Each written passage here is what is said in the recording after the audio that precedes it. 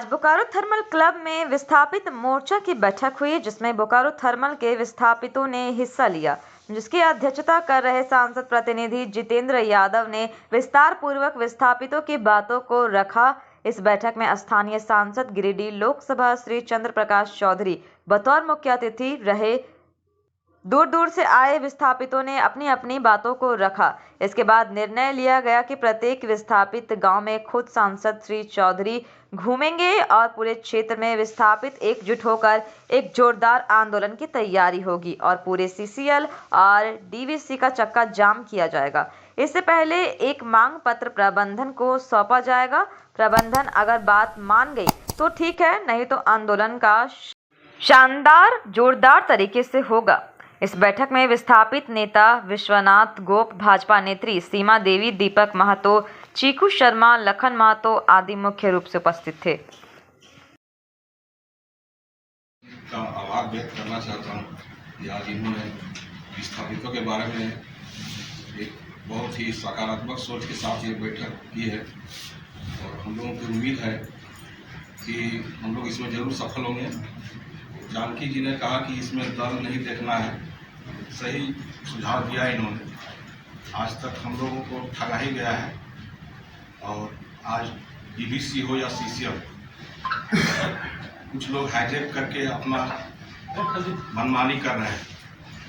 अभी हम लोगों को डीवीसी का मुद्दा न्यायावस्थी के बारे में आप लोगों को कभी जानकारी मिली गई हो कि हम लोगों के आज तक जमीन का जो आवंटन किया गया डीवीसी के कोई भी अधिकारी, कितनी बार हम लोगों ने इस चीज को रखा।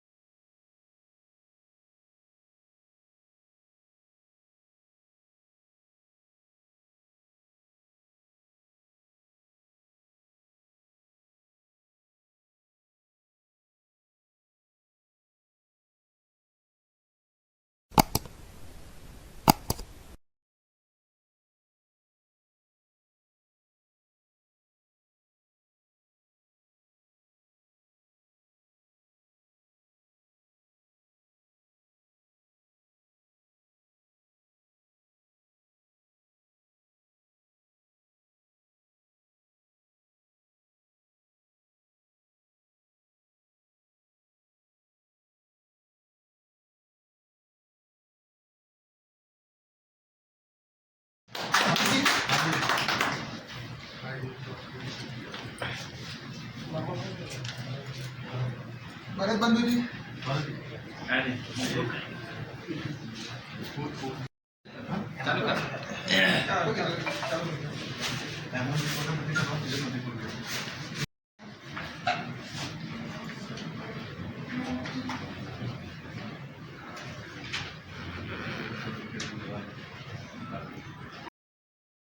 एक विस्थापित रह चुके हैं, तो क्या संदेश देना चाहते हैं सारे विस्थापितों को, जो लोग जाने कि आप उनके लिए हक और हकूक़ के लिए लड़ाई लड़ेंगे? देखिए, पहली बैठक है और पहली बैठक में लगभग सभी लोग आए हैं। एक दो कुछ विस्थापित आंदोलन करने वाले जितने भी हमारे अभिभावक हैं, मुखिया जी हैं, हम लोग के सभी लोग आए हैं और सभी लोगों के द्वारा डीवीसी प्रबंधन के द्वारा, सीसीएल प्रबंधन के द्वारा जिस प्रकार विस्थापितों के साथ अन्याय हुआ है, अपनी बात को भी मौखिक रूप से भी रखे हैं और लिखित रूप से भी दिया गया। तो मेरी भी एक जवाबदेही है। तो हम प्रयास कर रहे हैं कि मैनेजमेंट को, डीवीसी प्रबंधन को और सीसीएल प्रबंधन को हम लिखित रूप से देंगे 15 दिन का समय कि भाई विस्थापितों का मामला है, उसको समाधान किया जाए।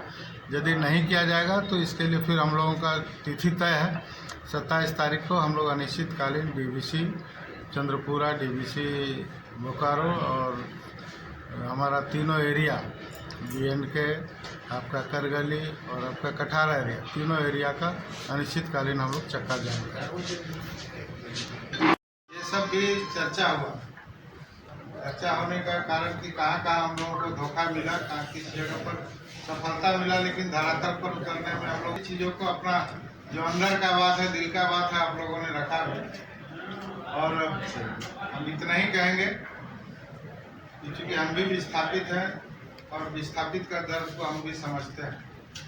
हमेशा विस्थापितों को किस प्रकार लड़ाया जाता है किस प्रकार लोगों को अलग अलग तरीके से समझाया जाता है ताकि लोग आपस में एकजुट नहीं हो सके। उसी का परिणाम के चलते आज हम लोग ये समस्या से हम लोग जूझ रहे हैं। और खास करके सबसे बड़ी समस्या है जो विस्थापितों को कभी राजनीतिक संरक्षण प्राप्त नहीं हुआ। सबसे मूल विषय जिसके चलते हमेशा हम लोगों को सिर्फ लोग इस्तेमाल किया।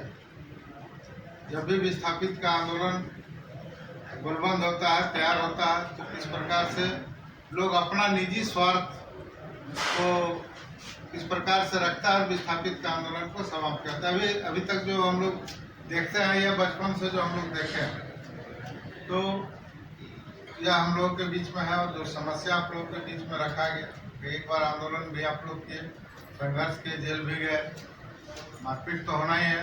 और हम अपना भी बता सकते हैं, अपना भी एक्सपीरियंस हम बता रहे हैं, क्योंकि हम भी CCL में एम्प्लॉय थे और नौकरी के दरमियान में विस्थापित, हम नौकरी करते हुए भी विस्थापित का आंदोलन में हम लोग एक बार GM के साथ मारपीट हुआ था, एक बार प्रोजेक्ट अफसर के साथ मारपीट हुआ, दो बार हम सस्पेंड हुए थे, एक बार हमको ट्रांसफर भी कर दिया था। मतलब इस तरह से मैनेजमेंट हमेशा हमको उस समय भी तंग किया।